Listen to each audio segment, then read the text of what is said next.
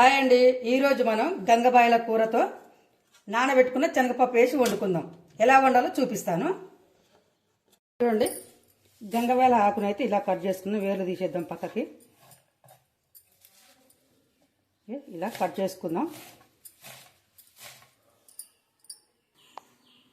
మనమైతే ఇప్పుడు కూరకు సరిపడా ఆయిల్ అయితే తీసుకుందాం. అన్ని రకాల పోపు గింజలు అయితే వేసుకుందాం. ఉల్లిగడ్డ, పచ్చిమిర్చి,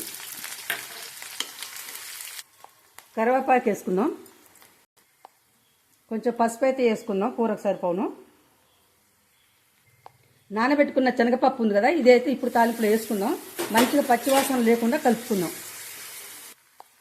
శనగపప్పు అయితే ఇప్పుడు ఉడికిపోయింది కదా తాలింపులో. ఇప్పుడు ఈ గంగబాయల ఆకుకూర అయితే వేసుకుందాం. ఇప్పుడైతే కాస్త ఉప్పు అయితే వేసుకుందాం మంచిగా మగ్గడానికి. ఇప్పుడు సరిపడా టమాటాలు అయితే వేసేసుకుందాం. కచ్చా పక్కాగా దంచుకుందాం. మన ఎల్లిపాయలు అయితే వేసుకుందాం పొట్టు తీయకుండా. ఇప్పుడు కారం అయితే వేసుకుందాం.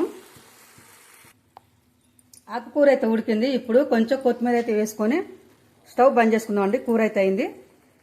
ఇప్పుడు మనం వండుకున్న కర్రీ అయితే టేస్ట్ చేద్దాం. జొన్నపిండి దోశలండి. బా, సూపర్గా ఉందండి. ఈ కర్రీ మీకు నచ్చినట్టయితే లైక్ చేసి సబ్స్క్రైబ్ చేయండి ప్లీజ్.